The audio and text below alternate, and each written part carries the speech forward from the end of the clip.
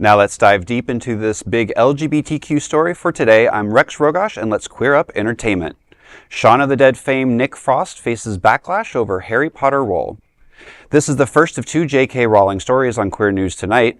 Nick Frost, best known for his Shaun of the Dead and Hot Fuzz, is under fire after celebrating his casting as Hagrid in HBO's upcoming Harry Potter reboot. The 53-year-old British actor shared the news with nearly 1 million followers on Instagram, posting a selfie with Harry Potter and the Philosopher's Stone. He wrote, quote, "You're a wizard, Harry. Thank you for trusting me with such a loyal, gentle, and courageous half-giant like Rubius Hagrid. Robbie, I promise I won't let you down," referencing the late Robbie Coltrane, who originated the role. But the celebration was short-lived. Frost has now disabled comments on the post after a wave of backlash, largely due to J.K. Rowling's continued involvement as executive producer. Rowling has been widely criticized by the LGBT communities for the persistent anti-trans rhetoric. Most recently, she dismissed International Asexuality Day as Fake Oppression Day, and critics have flooded Frost's other posts with messages of disappointment. One wrote, quote, "You always were an artist I highly admired. You might lose a lot of fans with that decision," end quote. Another added, quote, "You've lost the respect of millions," end quote.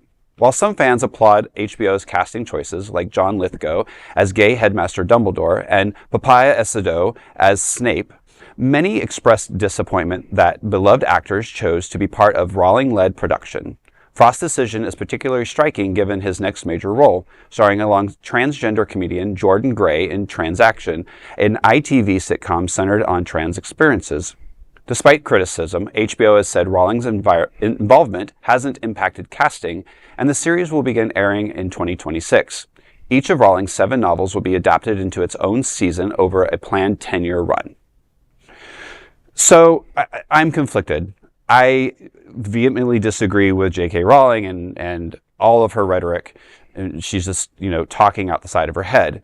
However, this is a business decision by an organization, HBO, to capitalize on the success of the Harry Potter regime. We've got, Universal with all of their theme parks, and I don't see any of the gays not going to Epic Universe recently, or any of the Universal and going to the Harry Potter. So it's like we can't pick and choose who we're going to be mad at for doing something and then turn around and go buy all the merchandise, because J.K. Rowling gets parts of all of that.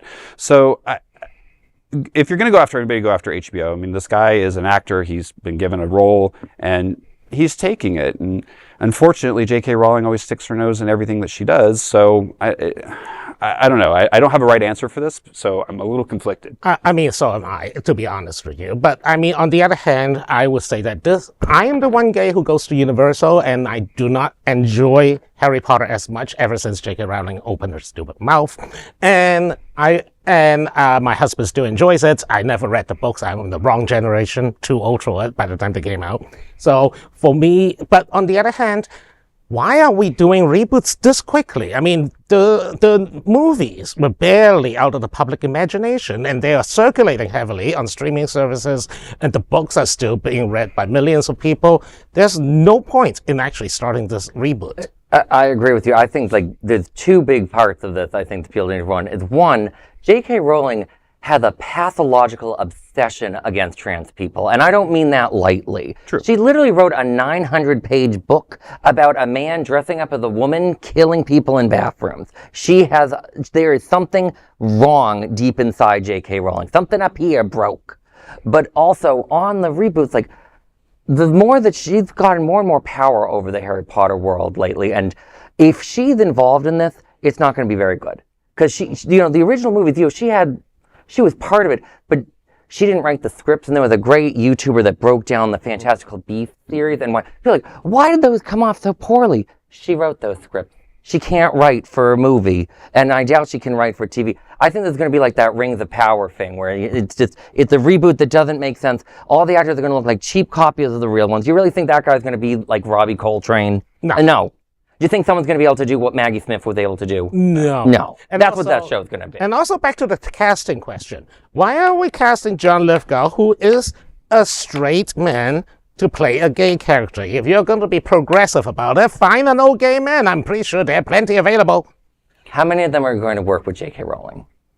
I think that's Ian McKellen might slap with his staff like the Gandalf staff.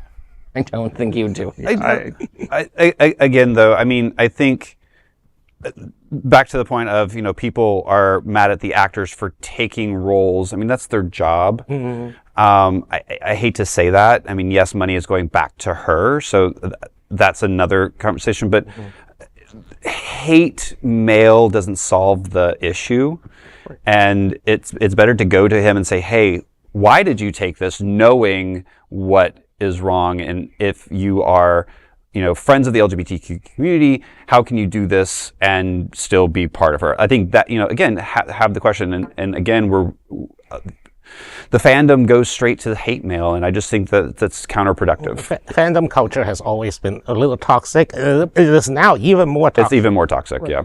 And again, I go back to what I said before. We have bigger problems in this world right now, and doing a story where the Harry Potter is rebooted in a different format, if that the franchise at Universal continues to grow, people are going to go. That's already established. The movies are out there. I don't love it because of her, but every time I go up to New York and see my family, they usually pop in one of Harry Potter's. It's on their TV all the time, and they're always watching it. So as much as I disagree with J.K. Rowling's, I think back to why you're rebooting this, and I honestly, they have a 10-year plan. I don't see it making it one season because I don't think they're going to get, not because of the LGBT portion of it, just because of the fact that this, going back to this franchise, is still new. Harry Potter has been out there, and it probably is more than a decade, but it's still fresh enough in our minds that trying to replace Hagrid with a new character is just not gonna. It's just not gonna play. Imagine like having the Star Wars reboot, like with Luke and. So they did do that. It's called the sequels, and look at how those turned out. Oh no, that's not a reboot. That's a though they're sequel. considered a soft reboot if you look at their plot. Star Trek did it right. Yeah. They went back in time. I mean, They still, put the Still 20 Magnolias something in their underwear on a reboot show. failed, so. But I just want to go back for the last thing. I just want to go back to like her like absolute hatred for people who are asexual. In other words, just not particularly sexual of any kind, no orientation of any kind. And she is still yarping on about how that's a fake oppression day. What? Like, Well, J.K. Rowling punches down. We have I wanna another make that story very about her clear. coming Yeah, up. Again in a few minutes. I will. we are going to, on that note, we are going to say that I'm not going to plan on subscribing for HBO Max for that particular show. That is a big LGBTQ story for today. There's no other queer nonprofit media platform like this in the entire world. Support our LGBTQ stories by subscribing and sharing Queer News Tonight.